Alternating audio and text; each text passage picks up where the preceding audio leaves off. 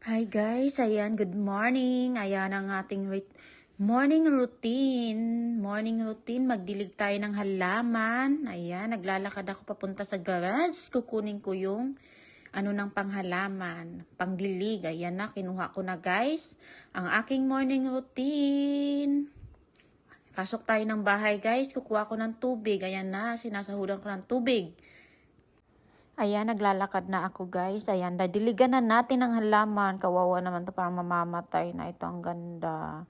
Ayan, ang ganda nito guys. My God. My morning routine is everyday dilig ng halaman. Parang tayo din yan guys. Kailangan diligan.